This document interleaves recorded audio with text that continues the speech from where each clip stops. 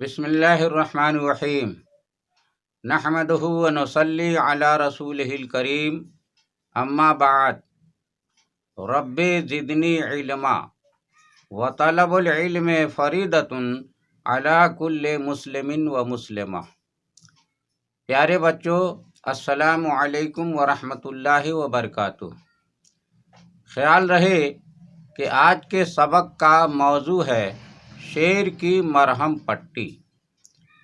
تو آئیے آج کے سبق میں گزشتہ درسوں کی طرح اپنا اپنا ناظرہ، املا اور نقل درست کرتے ہوئے یہ جاننے کی کوشش کرتے ہیں کہ شعر کی مرہم پٹی کی تفصیل کیا ہے، اور پھر آج کا سبق یاد کرتے ہیں۔ پیارے بچوں، غور کیجیے، درس نمبر 57 میں آج کے سبق کا موضوع ہے شعر کی مرہم پٹی۔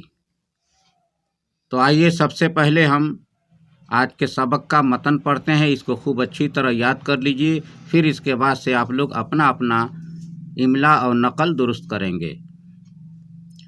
حضرت ابراہیم خاص رضی اللہ تعالی عنہ کسی جنگل میں تشریف لے جا رہے تھے کہ ایک شیر ان کی طرف آیا۔ آپ ایک درخت کے نیچے ٹھہر گئے کہ اگر خدا کا حکم یہی ہے کہ یہ شیر مجھے کھا لے یا پھاڑ ڈالے تو مجھے کیا عذر ہے۔ جب شیر آپ کے قریب آیا تو معلوم ہوا کہ وہ لنگڑا ہے۔ وہ نہایت ادب کے ساتھ آپ کے سامنے بیٹھ گیا اور اپنا ایک ہاتھ آپ کی گود میں رکھ دیا۔ آپ نے دیکھا کہ اس کا ایک ہاتھ پھولا ہوا ہے اور اس میں پیپ اور خون بھرا ہوا ہے۔ آپ نے ایک لکڑی اٹھائی اور اس کے پھوڑے کو چیر ڈالا۔ جب پیپ اور خون نکل گیا تو اس کے ہاتھ میں ایک کپڑا باندھ دیا اور وہ جدھر سے آیا تھا ادھر ہی چلا گیا۔ تھوڑی دیر کے بعد آپ نے دیکھا کہ وہ شیر پھر چلا آ رہا ہے۔ اس کے ساتھ اس کے 2 بچے بھی ہیں۔ ان بچوں نے حضرت ابراہیم خاص رضی اللہ تعالی عنہ کو 2 روٹیاں بھی نذر کیں۔ ایک مرتبہ اسی طرح آپ مکہ کے راستہ میں رات کے وقت کسی ویرانے سے گزرے۔ آپ نے ایک بڑے درندے کو دیکھا تو آپ ڈر گئے۔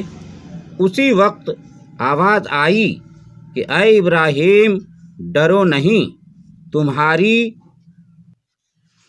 حفاظت 70,000 فرشتے کر رہے ہیں۔ جو لوگ خدا کے دوست اور ولی ہوتے ہیں انہیں دنیا کی کوئی مخلوق نہیں ستاتی، بلکہ ان سے درندوں اور موذی جانوروں کو بھی فیض پہنچتا رہتا ہے۔ وما توفیق باللہ۔ پیارے بچوں، اب آئیے رخصت ہونے سے پہلے اپنے محبوب چینل غبار مدینہ کو لائک اور شیئر کر لیجئے۔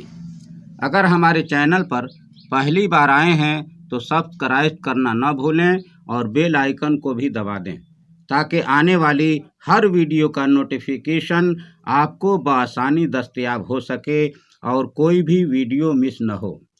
پیارے بچوں، اب محمد اختر رضا نوری منظری کو اجازت دیجیے۔ ھذا من فضل ربی و بجاہ سید المرسلین صلی اللہ تعالی علیہ وسلم۔